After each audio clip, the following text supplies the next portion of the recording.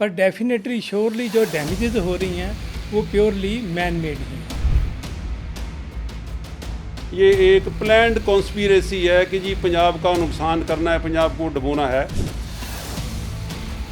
Definitely कहीं ना कहीं कमियां तो हैं। अल्टीमेटली इस सभी बातों को सर संदीप जी भुगत तो जनता रही है। सेंटर का कोई रोल नहीं है। जय हिंद दोस्तों, आज आप गहन टॉक्स में एक मैं नया एपिसोड लेकर आया हूँ। इस एपिसोड में जो आज पंजाब में एक बड़ा बर्निंग इशू है, बहुत इम्पोर्टेंट इशू है, दैट इज़ फ्लड्स ऑफ 2025।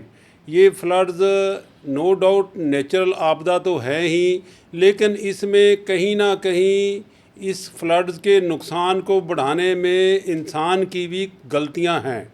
तो इंसान की कौन कौन सी गलतियां हैं, जहां लापरवाहियां हैं, वो उस लापरवाहियों को कौन कौन सी हैं और उनके क्या क्या समाधान किए जा सकते हैं। इस एपिसोड में मैं उस विषय के बारे में हमारे एक स्पेशल गेस्ट हैं उनके साथ चर्चा करूंगा।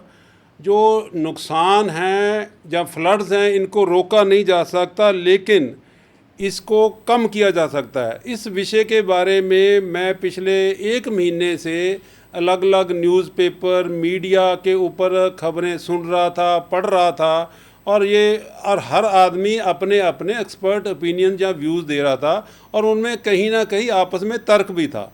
तो फिर मैंने ये सोचा कि सभी बातों को इकट्ठा करके एक एपिसोड सिंपल लैंग्वेज में बनाया जाए और आम जनता तक पहुंचाया जाए, जिसमें हम इस विषय पर बात करें कि मैन मेड गलतियां, इंसान की क्या क्या गलतियां चूक हुई और उनको हमें फ्यूचर के लिए सबक लेके कैसे सुधारना चाहिए। तो मैं सोच रहा था कि कोई एक पर्सनैलिटी मेरे को इस तरह की मिल जाए जो सारी बातों को एक्सप्लेन कर सके। तो अचानक 16 सितंबर 2025 को ट्रिब्यून में एक आर्टिकल आया जी, steps Punjab should take to tackle floods. तो वो आर्टिकल मिस्टर संदीप सलूजा ने लिखा था। मैं उस आर्टिकल को पढ़ के मेरे को लगा कि यस, ये ही वो आदमी है जो मेरी सभी बातों को जवाब दे सकता है, जिसको मैं अपनी लैंग्वेज में एक घैंट पर्सनैलिटी बोलता हूँ। तो संदीप सलूजा जी के साथ मेरी बातचीत हुई और आज हम संदीप सलूजा जी को अपने इस प्लेटफार्म पर लेकर आए हैं, जो हमारे सभी सवालों के जवाब देंगे। सब तो पहले तो जी ਸਰੋਤਿਆਂ ਨੂੰ ਸਤਿ ਸ੍ਰੀ ਅਕਾਲ, ਨਮਸਕਾਰ ਜੀ। ਕਈ ਸਾਹਿਬ, ਮੈਂ ਵੀ ਤੁਹਾਡਾ ਬਹੁਤ ਧੰਨਵਾਦ ਕਰਦਾ, ਤੁਸੀਂ ਮੈਨੂੰ ਅੱਜ ਕੈਨ ਟਾਕ ਦੇ ਵਿੱਚ ਇਨਵਾਈਟ ਕਰਕੇ ਮੈਨੂੰ ਆਪਣੇ ਇਸ ਟੌਪਿਕ ਦੇ ਉੱਤੇ ਕੁਝ ਬੋਲਣ ਲਈ ਮੈਨੂੰ ਇੱਕ ਜਿਹੜੀ ਅਵਸਰ ਦਿੱਤਾ ਹੈ। ਮੈਂ ਅੱਜ ਕੋਸ਼ਿਸ਼ ਕਰਾਂਗਾ ਮੇਰੀ ਜਿਹੜੀ ਟਾਕ ਹੈ ਉਹ ਬੇਬਾਕ ਹੋਵੇ, ਬੇਧੜਕ ਹੋਵੇ, ਤੇ ਮੈਂ ਬਿਨਾਂ ਕਿਸੇ ਭੇਦਭਾਵ ਤੋਂ ਆਪਣਾ ਫਲੱਡ ਦੇ ਬਾਰੇ ਜੋ ਵੀ ਮੇਰਾ एक्सपीरियंस है ਉਹਦੇ ਬਾਰੇ ਆਪਣਾ पक्ष पेश करने की कोशिश करांगा जी। बहुत बहुत शुक्रिया जी। मैं बात शुरू करने से पहले मैं ब्रीफली आपको संदीप सलूजा जी के बारे में बता दूं। संदीप सलूजा जी पंजाब इरीगेशन डिपार्टमेंट में इन्होंने एसडीओ ज्वाइन किया 1989 में, और वहाँ से as a chief engineer retire हुए 2021 में। चीफ इंजीनियर रिटायर होने के बाद इनको तुरंत जनरल मैनेजर की पोस्ट के ऊपर, जो शाहपुर कंडी प्रोजेक्ट था, उसके ऊपर एज ए जीएम सरकार ने तैनात किया, और वहाँ पर इन्होंने 2023 तक अपनी सर्विसेज दी। संदीप सलूजा जी ग्रेजुएट सिविल इंजीनियर हैं। इन्होंने गुरु नानक इंजीनियरिंग कॉलेज लुधियाना से डिग्री करी, और उसके बाद पंजाब एग्रीकल्चर यूनिवर्सिटी से एमटेक करी। और एक बहुत मज़े की बात यह है, जो आज मेरे को इनसे साथ बातचीत करके पता लगी, इनके पिताजी भी इंजीनियर थे और वो भी इरीगेशन डिपार्टमेंट में ही सर्विस करते थे। और आइसिंग ऑन दी केक, जिसको हम कहते हैं सोने पे सुहागा, इनकी जहाँ शादी हुई, इनके फादर इन लॉ भी इरीगेशन में इंजीनियर थे और वो पौंग डैम पे तैनात थे। तो ये सभी बातें मिलके फिर मेरे को ये लगा कि this is the right person. जैसे हम आर्मी में कहते हैं जी इनका पूरा परिवार आर्मी से है, तो संदीप सलूजा जी का पूरा परिवार इरीगेशन डिपार्टमेंट के साथ जुड़ा रहा, और इन्होंने अपनी लाइफ इरीगेशन डिपार्टमेंट को ही समर्पित करी हुई है। अब भी संदीप सलूजा जी किसी ना किसी तरीके से इरीगेशन के बारे में अपने विचार किसी ना किसी प्लेटफार्म पर रखते रहते हैं, और मेरे को बड़ी खुशी हुई इनसे बातें करके कि ये पंजाब के हितों के लिए और नेशनल लेवल के हितों के लिए हमेशा ही चिंतित रहते हैं और कोशिश करते हैं कि मैं अपने जीवन में किस तरह से ये योगदान दूं कि लोगों की जान माल का नुकसान ना हो। तो आज हम संदीप सलूजा जी से उनके बेबाक शब्दों में इस विषय पे बातचीत करेंगे। सलूजा जी, अब हम बातचीत शुरू करते हैं और हमारी बातचीत को, ये बहुत लंबा टॉपिक है लेकिन हम अपनी बातचीत को सीमित करेंगे कि जी इंसान के से क्या क्या इस फ्लड की आपदा में गलतियां हुई, जहाँ क्या क्या उनको प्रिकॉशन लेने चाहिए थे ताकि ये फ्लड का असर लोगों पे कम हो सके, जहाँ ना आए, और उसमें शॉर्ट टर्म और लॉन्ग टर्म सरकारों को, लोगों को, पॉलिसी बनाने वालों को क्या क्या डिसीजन लेने चाहिए उसके बारे में बात करेंगे जी। मेरा सबसे पहला सवाल संदीप जी आपके साथ ये है कि लोग कहते हैं कि जी फ्लड एक नेचुरल ट्रेजिडी है, पर कहीं ना कहीं ये मैन मेड ट्रेजिडी भी है, तो इसके बारे में आपका क्या विचार है सर? मैं बिल्कुल सहमत हूँ जी, बट अभी जो रिसेंट जो क्लाइमेट चेंज के कारण जो वेरिएशंस हो रही हैं उसमें जो फ्रीक्वेंसी ऑफ फ्लड इंक्रीज़ हो रही है और जो क्लाउड ब्रस्टर्स हो रहे हैं और instant flooding of reservoirs and rivers की हो रही है, वो एक नया चैलेंज उभर के इंजीनियर्स के सामने आ रहा है। पर डेफिनेटली श्योरली जो डैमेजेस हो रही हैं वो प्योरली मैन मेड ही हैं। तो ये जो आपने, ठीक, मैं भी इस बात से सहमत हूँ कि जी जो नेचुरल आपदा है, कुदरत का क्लाइमेट चेंजेस है, ग्लोबल वार्मिंग है, डायरेक्टली आम आदमी के हाथ में नहीं है, ये नेशनल या इंटरनेशनल मुद्दे हैं। पर मैन मेड आपदा जो रीज़न्स हैं वो उनमें से कुछ मुख्य बिंदु जो आप बता सको कि जी ये 5-4 कारण हैं जो कि मैन मेड हैं जी। इसमें मैं ब्रॉडली अगर डिस्कस करूं, इसमें मल्टीपल रीजंस हैं जी, बट इनमें जो मेजर रीज़न जो इम्पेक्ट करते हैं हमारे फ्लड की मैनेजमेंट को, उसमें मैं 3 लोगों को रिस्पॉन्सिबल मानता हूं। एक तो हमारे इंजीनियर्स हैं जी, चाहे वो इरिगेशन के हों या पावर विंग के हों। नंबर 2 गवर्नमेंट लेवल पे भी है जी कुछ फ्लॉज, और नंबर 3 पब्लिक में भी काफ़ी शॉर्ट कमिंग्स हैं। अगर मैं इंजीनियर्स की बात करूं, कहीं ना कहीं इनमें प्रोएक्टिव अप्रोच की बहुत कमी आई है। ना तो ये कोई इनोवेटिव होते हैं जी, ना ही इन्होंने कोई जो नई टेक्नोलॉजी आई है इसको अपने इस सिस्टम में इन्वॉल्व करने में ये हेजिटेट करते हैं जी। उसके बहुत रीज़न हो सकते हैं जी। तो कहीं ना कहीं लथार्जिकनेस भी है जी इनकी। तो जो नंबर 2 गवर्नमेंट लेवल पे जी, गवर्नमेंट की भी जो पॉलिसी रहती है, ज़्यादा जो फ्लड हो जाते हैं तो उसके बाद जो फ्लड रिलीफ के बारे में बहुत फोकस होता है जी, लेकिन जब फ्लड मानसून पास हो जाती है, फ्लड पास हो जाते हैं, तो उसके बाद जो प्रिवेंटिव एटीट्यूड हो जाता है। प्रिवेंटिव मेजर्स के बारे में वो एक बड़ा कैजुअल अप्रोच लेते हैं। इनके बारे में संदीप जी हम विस्तार में इन तीनों पॉइंटों के बारे में आगे बात करेंगे। मैं अपनी बात जो आपके साथ शुरू करूंगा संदीप जी, मैं डैमों से शुरू करता हूं, क्योंकि अल्टीमेटली पानी डैम कंट्रोल करते हैं, फिर कनाल्स में या दरिया में आता है, नो डाउट रास्ते में और कई सारी ट्रिब्यूटरीज भी मिल जाती हैं।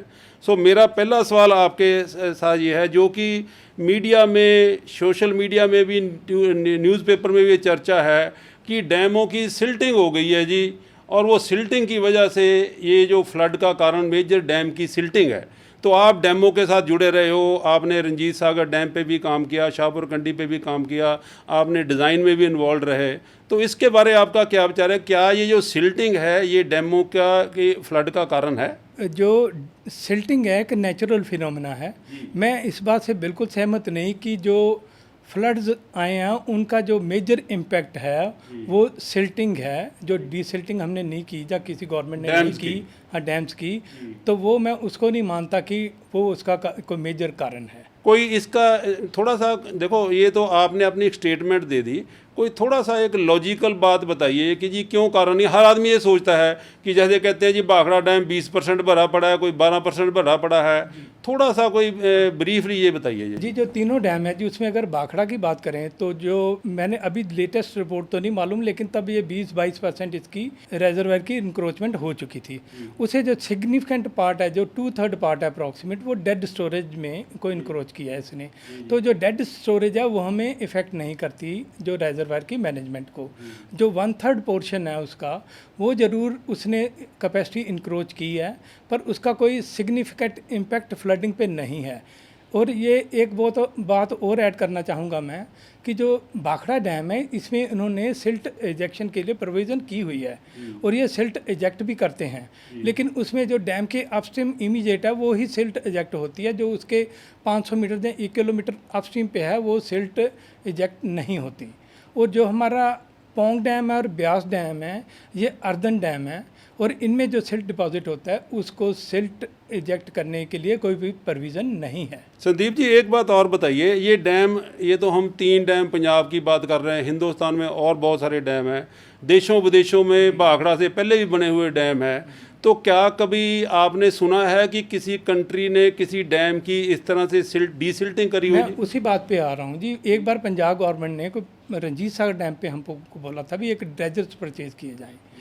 जो ड्रेजर्स हैं, जैसे ड्रेजर से सिल्ट हम निकाल तो सकते हैं, बट ये बड़ा कम्बरसम और कॉम्प्लिकेट प्रोसेस है एंड बड़ा कॉस्टली प्रोसेस है जी। इसमें अगर हम फॉर एग्जांपल सुखना लेक की एग्जांपल कोट करें तो सुखना लेक में हार्डली 15 to 20 फीट की डेप्थ है। तो इसमें पिछले 15 साल से जो एक्सपर्ट्स हैं और इंजीनियर्स हैं यूटी के, ये लगातार मीटिंग्स कर रहे हैं कि सिल्ट को कैसे बाहर निकाला जाए। तो इसमें भी तो ड्रेजर लगा सकते हैं, ये तो 20 फुट की हाइट है, पर इसमें भी इन्होंने ड्रेजर नहीं लगाया फॉर द रीज़न कि ड्रेजर से जो हम सिल्ट निकालते हैं बड़ा लेंथी और कम्बरसम और इकोनॉमिकल नहीं है ये। तो अगर हम रंजीत सागर डैम या दूसरे डैम्स की बात करें, अगर हम वहाँ पर ड्रेजर्स लगाएंगे तो वहाँ पर 300 फुट से लेकर 200 फुट तक रेंज तक डेप्थ में सिल्ट डिपॉजिट है जी। तो उसको अगर हमने सिल्ट को निकालना है तो उसके लिए आप इमेजिन कर लीजिए भी जो ड्रेजर होगा उसकी कितनी एक्सटेंसिव और कितनी बड़ी मशीनरी लगानी पड़ेगी। वो हैवी मशीनरी लगाकर वहाँ से मशीन से सिल्ट निकाल सकते हैं, तो वो एक स्पेशलाइज्ड ड्रेजर ही लेने पड़ेंगे।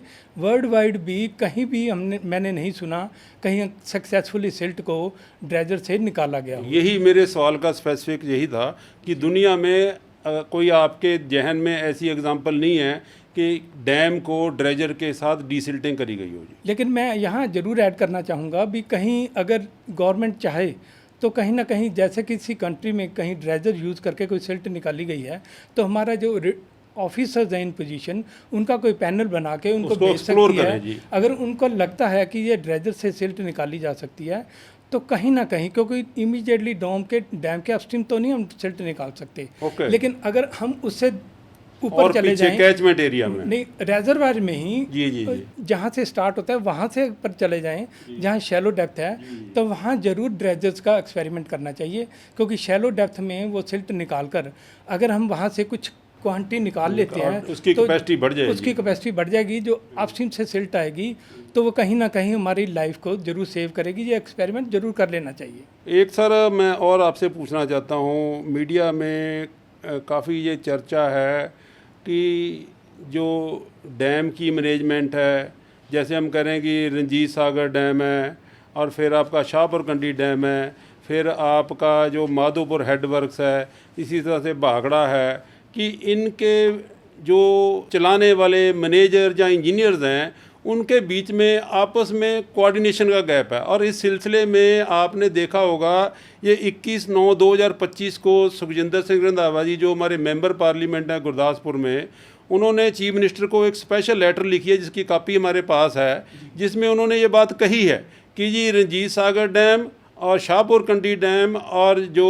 हमारा माधोपुर हेडवर्क्स है, इनमें कोऑर्डिनेशन की गैप की वजह से रावी में फ्लड्स आए जी।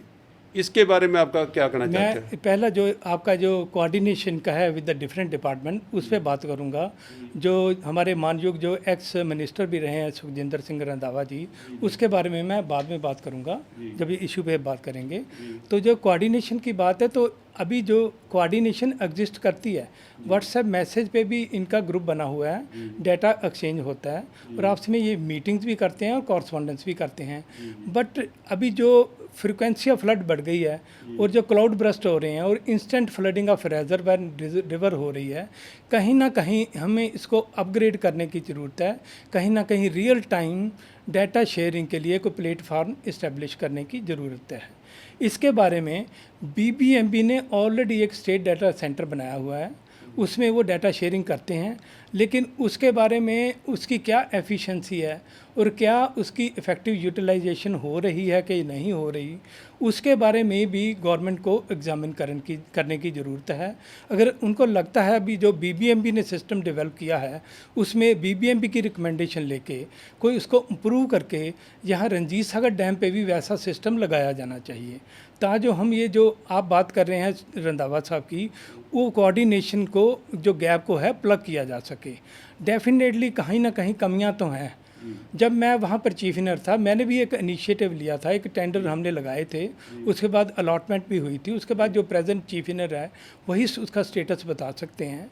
हाँ, बीबीएमबी से मीटिंग करके अगर उसमें कुछ इम्प्रूवमेंट करनी है तो वो भी की जा सकती है जी। तो एक और मैं पॉइंट ऐड करना चाहूँगा, अभी रंजीत सागर डैम पे जो फ्लड आया है वो अकेला डैम की तरफ से रिलीज से नहीं आया। डैम की जो कंट्रीब्यूशन है अप्रॉक्सीमेट 50% रही है, क्योंकि डैम से 2 लाख के करीब पानी रिलीज़ हुआ है जी। पर उसके डाउनस्ट्रीम से पंजाब एरिया में एक सलारी खड्ड है जी, एक पैनी खड्ड है। अगर हम जे.एंड.के साइड चले जाए तो कोई नूरा खड्ड है जी। तो वहाँ से भी लगभग 30 से 40 हज़ार तीनों खड्ड से पानी आता है ड्यूरिंग हैवी रेन मानसून। इसमें संदीप जी मैं एक ऐड करूंगा, मैंने एक उच्च खड्ड का भी पढ़ा है। मैं वहाँ भी मैं वहाँ भी आ रहा हूँ जी, क्योंकि एक तो पानी 40-50 हज़ार यहाँ से ऐड हो गया, प्लस जो शाहपुर कंडी के डाउनस्ट्रीम एक मेजर खड्ड है सुखराल खड्ड, जो जे.एंड.के का कैचमेंट का एरिया का पानी लेके आती है, उसका भी फ्लो 30 से 40 हज़ार है। लेकिन जो मीडिया न्यूज़ या कहीं से हमें पता चल रहा है भी उसमें काफ़ी फ्लड आया है। तो इसके बाद जो अगर हम माधोपुर आ जाएं तो माधोपुर पे जो अगर 2 लाख रंजीत सागर डैम ने रिलीज़ किया है तो उसमें खड्स का मैक्सिमम ऑप्टिमिस्टिक होके 1 लाख भी डालने तो 3 लाख पानी जो है वो माधोपुर पे आया है। 50% के करीब ऐड हो गया। अनफॉर्चुनेटली गेट्स ऑपरेटिव नहीं थे, जो 52 गेट्स हैं उसमें शायद कुछ बोल रहे हैं बहुत कम ऑपरेटिव थे, बाकी सब क्लोज थे। तो ये 88 से तो कंपेयर नहीं करना चाहिए इसको, क्योंकि 88 में तो 8 लाख फ्लड आया था जी, 7 से 8 लाख। हाँ जी, ये तो 3 लाख फ्लड है। 3 लाख पर इसका जो इम्पैक्ट हुआ है बिकॉज ऑफ दिस जो गेट्स क्लोज रखे गए हैं, उसमें जो आप बात कर रहे हैं रंधावा साहब की कि इनकी कोऑर्डिनेशन की कमी है, वो भी कहीं ना कहीं अगर रही है तो उसके बारे में सरकार को विचार करना चाहिए। अब 2 लाख तो ऊपर से आया जी, 1 लाख खड्ड से आ गया जी, जो अनकंट्रोलेबल है। अगर उज रिवर की बात करें तो हमने डाटा कलेक्ट किया है जी, जो उज रिवर से फ्लड्स आए हैं जी, जो हमारे तो जो रंजीत सागर डैम से 25 को फ्लड आया जी 1 लाख, ठीक है ना जी। तो 26 को 81,000 आया जी। लेकिन जब 1 लाख आया तो रिलीजेस कम किया है रंजीत सागर डैम ने, उसको मिटिगेट करने की कोशिश की है। बाकी डिटेलिंग जो है वो अगर डिटेल मिले तो तभी हम बता सकता हूँ मैं। लेकिन 27 को 1,63,000 आया जी। तो इसके बाद 28 को 81,000 फ्लड आया जी। लेकिन अगर उज की अब बात करें जी, वहाँ तो हमारा फ्लड 1 लाख 1.25 लाख आया जी। तो उज से 24 को 1,57,000 फ्लड आया जी। उज अकेली उज का आप देख लो, मोर देन 50% तो उसकी कंट्रीब्यूशन होगी। हाँ जी, 3 लाख आप उधर टोटल कह रहे हो, 157 50% ज़्यादा हो गया जी। ये सारा ऐड होके उसके आगे जब हम बात करें तो 26 को 2 लाख फ्लड आया जी। तो ऐसे जो उज से 29 और 30 को भी 1,57,000 और 1,85,000 क्यूसेक फ्लड आया जी। तो इतने बड़े फ्लड जो उससे आए हैं वो उन्होंने भी गुरदासपुर आगे जाकर और डाउनस्ट्रीम में डैमेज किया है। तो हमारा जो माधोपुर की एक्चुअली जो इमीडिएटली जो ब्रीच हुई है हमारे लेफ़्ट साइड पे, तो वो तो गेट ऑपरेट ना होने की वजह से हुई है। बाकी गवर्नमेंट ने जो प्रोब के लिए कमेटी बनाई है, जो उसकी फाइंडिंग होंगी एग्जैक्ट तो उन्हीं के पास डाटा होगा तो वही बता सकते हैं। कुछ सोशल मीडिया के ऊपर फिर मैं कहता हूँ, मैं अथेंटिक नहीं कहता, ये वायरल हो रही है कि जी सेंट्रल गवर्नमेंट की ये एक प्लान्ड कॉन्स्पिरेसी है कि जी पंजाब का नुकसान करना है, पंजाब को डुबोना है। मैं तो इस बात पे विश्वास नहीं करता, तो ये लोगों को क्लियर कीजिए। पहले तो सेंटर की बात ले लें, उससे मैं बिल्कुल सहमत नहीं हूँ। सेंटर का कोई रोल नहीं है पंजाब में फ्लड लाने के लिए, क्योंकि मैं भी वहाँ रेगुलेशन में रहा हूँ, 2 साल मीटिंग अटेंड करता रहा हूँ। जो बीबीएमबी की फंक्शनिंग है उसमें चेयरमैन मीटिंग में प्रेजाइड करता है, जो मंथली मीटिंग लेते हैं। मॉनसून में हम वीकली मीटिंग लेते रहे हैं, मतलब उसमें बीबीएमबी ही कन्वीन करती है मीटिंग। तो उसमें हमारे डिफरेंट स्टेट्स के जो बेनिफिशरी स्टेट्स हैं हरियाणा, राजस्थान और पंजाब, इनके इरिगेशन के चीफ इंजीनियर्स और इनके मेंबर, पावर पंजाब का मेंबर इरिगेशन हरियाणा का, वो भी प्रेजेंट और होते हैं, एक्सपर्ट्स भी होते हैं और CWC के मेंबर भी होते हैं। इसमें मैंने हमेशा ये देखा गया है कि जो हमारे कंसर्न चीफ ने इरिगेशन होते हैं जी उन्हीं के पॉइंट्स को डिस्कस किया जाता है, उन्हीं के इश्यूज को डिस्कस किया जाता है। CWC मेंबर से सिर्फ ओपिनियन ली जाती है, अल्टीमेटली जो डिसीजन है उसमें जो कंसेंसस जो बनाया जाता है वो तीनों जो चीफ इंजीनियर हैं उनको मिलकर जो चेयरमैन हैं वो डिसाइड करते हैं, उसके बाद वो उसके मिनट्स इशू करते हैं। मैंने आज तक नहीं देखा भी चेयरमैन सुओ मोटो उनके ऊपर प्रवेल अपॉन करके कोई डिसीजन लेता हो, या उन पे कोई पॉलिटिकल प्रेशर होता हो। नहीं होता भी हो तो वो ले नहीं सकते, क्योंकि हमारे जो चीफ इंजीनियर बैठे हैं बड़े स्ट्रांगली पॉइंट रिप्रेजेंट करते रहे हैं, तो उसमें सेंटर का तो कोई रोल नहीं है। ठीक है जी संदीप जी, देखो जो हम आज वार्ता कर रहे हैं सारी, मेरे जो जितने भी सवाल हैं ये बेस्ड हैं कि जो मीडिया में या न्यूज़पेपर में लोग अपने अपने विचार दे रहे हैं, जहाँ जो कुछ सोशल मीडिया पे वीडियोस वायरल हो रही हैं उसके बेस्ड के ऊपर है। एक तो मैडम अंजू अग्निहोत्री ने इंडियन एक्सप्रेस में ये जिक्र किया कि भाखड़ा और पौंग डैम की मैनेजमेंट में इस बार कोई चूक नहीं हुई। उन्होंने बहुत अच्छी मैनेजमेंट करी फ्लड्स में को कंट्रोल करने में, पर जो शाहपुर कंडी डैम और आपका थीन डैम है उनकी तरफ से कोई चूक हुई है। एक तो मेरा सवाल ये है, तो ये लोगों को क्लियर कीजिए। अंजू अग्निहोत्री ने ਜਿਹੜਾ ਪੁਆਇੰਟ ਰੇਜ਼ ਕੀਤਾ ਹੈ ਕਿ BBMB ਬੜੀ ਅੱਛੀ ਮੈਨੇਜਮੈਂਟ ਕਰਦੀ ਹੈ, ਤੇ ਜਿਹੜੀ ਪੰਜਾਬ ਦੇ ਅੰਡਰ ਜਿਹੜਾ ਰਣਜੀਤ ਸਾਗਰ ਡੈਮ ਹੈ ਇਹਨਾਂ ਦੀ ਮਿਸ ਮੈਨੇਜਮੈਂਟ ਕਾਰਨ ਜਿਹੜੇ ਫਲੱਡ ਰਿਲੀਜ਼ ਹੋਏ ਨੇ। ਮੈਂ ਉਹਦੇ ਤੇ ਥੋੜ੍ਹਾ ਜਿਹਾ ਕਲੈਰੀਫਾਈ ਕਰਨਾ ਚਾਹਾਂਗਾ ਕਿ ਸਾਡੇ ਜਿਹੜੇ ਤਿੰਨੋਂ ਰਿਵਰਸ ਨੇ ਜੀ ਇਹਨਾਂ ਦੇ ਵਿੱਚ 34.34 MAF ਟੋਟਲ ਪਾਣੀ ਆਉਂਦਾ, ਬਿਆਸ, ਸਤਲੁਜ ਔਰ ਰਾਵੀ ਦਾ ਜੀ। ਠੀਕ ਹੈ ਜੀ। ਇਹਦੇ ਵਿੱਚੋਂ 40% ਸ਼ੇਅਰ ਜਿਹੜਾ ਹੈ 40% ਹਿੱਸਾ 34.34 MAF ਦਾ ਉਹ ਭਾਖੜੇ ਤੋਂ ਆਉਂਦਾ ਜੀ, और लगभग 40% एंड 40% ही अपना ब्यास तो आता है जी। 80% हो गया 80%, सिर्फ 20% ही ਰਣਜੀਤ ਸਾਗਰ ਡੈਮ ਤੋਂ ਆਉਂਦਾ ਹੈ। ਠੀਕ ਹੈ। ਤੇ ਇਸ ਦੇ ਵਿੱਚ ਮੈਂ ਰੈਫਰੈਂਸ ਦੇਣਾ ਚਾਹਾਂਗਾ, ਟ੍ਰਿਬਿਊਨ ਦੇ ਵਿੱਚ ਆਰਟੀਕਲ ਆਇਆ ਮਿਸਟਰ RN ਮਲਿਕ ਦਾ ਹਰਿਆਣੇ ਤੋਂ। ਉਹਨਾਂ ਨੇ ਬੜਾ ਰਾਈਟਲੀ ਪੁਆਇੰਟ ਆਊਟ ਕੀਤਾ ਹੈ ਵੀ ਜਿਹੜੇ ਰਣਜੀਤ ਸਾਗਰ ਡੈਮ ਦੀ reservoir capacity in comparison to Beas and Bhakra is very less, ਤੇ ਇਹਦੇ ਵਿੱਚ ਫਲੱਡ ਕੰਟਰੋਲ ਨਹੀਂ ਕੀਤੇ ਜਾ ਸਕਦੇ। ਮੈਂ ਇਹਦੇ ਵਿੱਚ ਇੱਕ ਪੁਆਇੰਟ ਐਡ ਕਰਨਾ ਚਾਹੁੰਦਾ ਵੀ ਅਸੀਂ ਜਿਹੜਾ 20% ਜਿਹੜਾ ਹਿੱਸਾ ਹੈ ਸਿਰਫ ਰਾਵੀ 'ਚ ਆਉਂਦਾ ਹੈ, ਤੇ ਬਟ ਉਹਦੀ ਜਿਹੜੀ ਪੀਕ ਫਲੋ ਨੇ ਉਹ ਲਗਭਗ ਬਿਆਸ ਤੇ ਭਾਖੜਾ ਨਾਲ ਮੈਨੇਜ ਕਰ ਹੁੰਦੇ ਨੇ ਜੀ। ਸਾਡੇ ਕੋਲ ਹੁਣ ਕਪੈਸਿਟੀ ਘੱਟ ਹੈ ਜੀ, ਪੀਕ ਫਲੋ ਲਗਭਗ ਬਿਆਸ ਤੇ ਸਤਲੁਜ ਨਾਲ ਮਿਲਦੇ ਨੇ ਰਾਵੀ ਦੇ। ਤੁਸੀਂ ਦੇਖੋ ਜਿਹੜੀ ਰਣਜੀਤ ਸਾਗਰ ਡੈਮ ਤੇ ਮੈਨੇਜਮੈਂਟ ਹੈ ਉਹ ਕਿੰਨੀ ਡਿਫਿਕਲਟ ਹੈ in comparison to Bhakra and Pong dam. ਅਸੀਂ ਹੁਣ ਗੱਲ ਕਰ ਲਈਏ ਲੀਨ ਪੀਰੀਅਡ ਦੇ ਵਿੱਚ ਜੀ, ਲੀਨ ਪੀਰੀਅਡ ਦੇ ਵਿੱਚ ਰਾਵੀ ਦੇ ਵਿੱਚ ਪਾਣੀ ਤਕਰੀਬਨ 2000 ਕਿਊਸਿਕ ਰਹਿ ਜਾਂਦਾ ਜੀ, ਈਵਨ ਗਿਰ ਕੇ 700 ਕਿਊਸਿਕ ਤੱਕ ਰਹਿ ਜਾਂਦਾ ਜੀ, ਜਿਸ ਤਰ੍ਹਾਂ ਨਾਲਾ ਚੱਲ ਰਿਹਾ ਹੁੰਦਾ। ਤੇ ਜੇ ਵੇਅਰਜ਼ ਬਿਆਸ ਤੇ ਭਾਖੜੇ ਤੇ ਸਿਗਨੀਫੀਕੈਂਟ ਪਾਣੀ ਆਉਂਦਾ, ਉਹਨਾਂ ਦੇ ਮਾਈਂਡ 'ਚ ਹੁੰਦਾ ਹੈ ਵੀ ਕਿਤੇ ਨਾ ਕਿਤੇ ਅਸੀਂ ਪਾਣੀ ਲੋਰ ਲੈ ਗਏ ਤਾਂ ਸਾਡੇ ਕੋਲ ਪਾਣੀ ਆਏਗਾ। ਜਿਹੜੇ ਰਣਜੀਤ ਸਾਗਰ ਡੈਮ ਦੇ ਇੰਜੀਨੀਅਰਸ ਨੇ ਜੀ ਉਹਨਾਂ ਦੇ ਬੈਕ ਐਂਡ ਤੇ ਕਿਤੇ ਨਾ ਕਿਤੇ ਹੁੰਦਾ ਹੈ ਜੇ ਅਸੀਂ ਇਹ ਪਾਣੀ ਰਿਲੀਜ਼ ਕਰ ਦਿੱਤਾ ਤੇ ਫਿਰ ਅਸੀਂ ਮਾਰਚ, ਅਪ੍ਰੈਲ, ਮਈ, ਜੂਨ ਦੇ ਵਿੱਚ ਜਾਂ ਪੈਡੀ ਦੇ ਵਿੱਚ ਪਾਣੀ ਕਿੱਥੋਂ ਦੇਵਾਂਗੇ। ਸੋ ਇਹ ਜਿਹੜੀ ਰਣਜੀਤ ਸਾਗਰ ਡੈਮ ਦੀ ਮੈਨੇਜਮੈਂਟ ਹੈ ਇਹ ਬੜੀ ਡਿਫਿਕਲਟ ਹੈ। ਇਹ ਉਹੀ ਜਾਣ ਸਕਦਾ ਹੈ ਜਿਹੜਾ ਇਸ ਨੂੰ ਆਪਰੇਟ ਕਰਦਾ ਔਰ ਮੈਨੇਜ ਕਰਦਾ ਹੈ। ਸੋ ਮੇਰੀ ਇਹ ਰਿਕੁਐਸਟ ਹੈ BBMB ਨੂੰ ਕਿ ਇੱਦਾਂ ਦੀਆਂ ਸਟੇਟਮੈਂਟ ਦੇਣ ਤੋਂ ਗੁਰੇਜ਼ ਕਰਨ। ਜੇ ਉਹਨਾਂ ਨੂੰ ਕੋਈ ਲੱਗਦਾ ਹੈ ਤਾਂ ਐਗਜ਼ਾਮਿਨ ਕਰਨਾ ਹੈ ਤਾਂ ਰਣਜੀਤ ਸਾਗਰ ਡੈਮ ਦੇ ਆਫਿਸਰ ਜਾ ਕੇ ਐਗਜ਼ਾਮਿਨ ਕਰ ਲੈਣ, ਦੇਖ ਲੈਣ, ਉਹ ਐਪਰੀਸ਼ੀਏਟ ਕਰਨਗੇ ਵੀ ਇਹਨਾਂ ਵੱਲੋਂ ਕੋਈ ਬਲੰਡਰ ਨਹੀਂ ਹੋਇਆ। ਹਾਂ ਠੀਕ ਹੈ, ਮਿਸਟੇਕਸ ਹੋ ਸਕਦੀਆਂ, ਜਿਹਦਾ ਪਾਵਰ ਪਲਾਂਟ ਨਹੀਂ ਚਲਾਇਆ ਉਹ ਚਲਾ ਲੈਣਾ ਚਾਹੀਦਾ ਸੀਗਾ।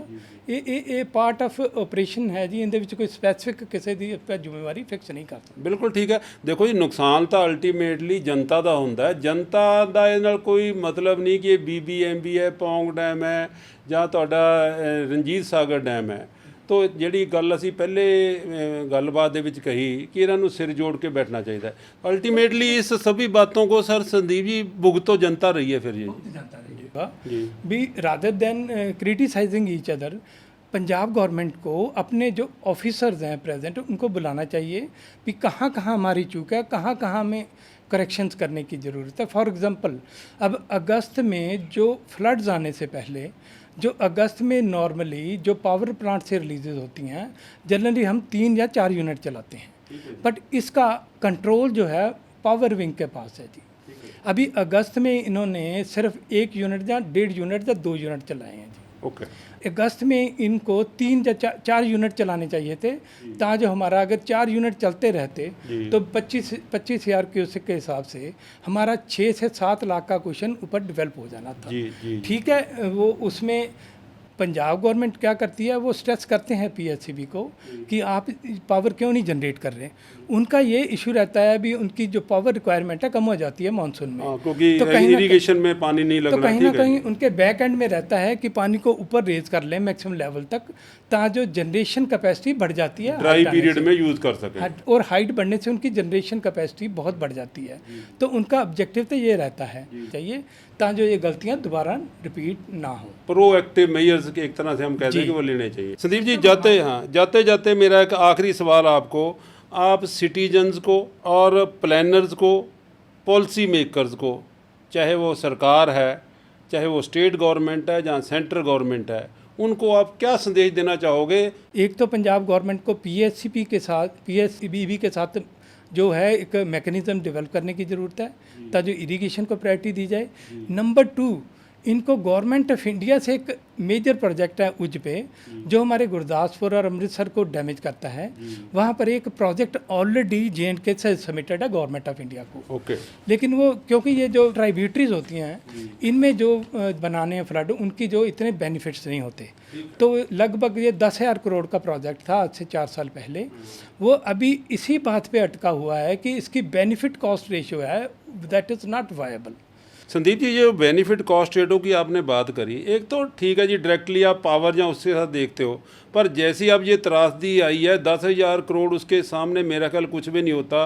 1988 से हम फ्लड की मार झेल रहे हैं, तो ऐसा नहीं सरकार सोचती कि जी अगर 10,000 करोड़ लग जाए तो एटलीस्ट ये फ्लड जहाँ जो आते हैं इससे पंजाब को निजात मिल जाएगी जी? बिल्कुल ठीक है जी, मैं उसी मुद्दे पे आ रहा हूँ।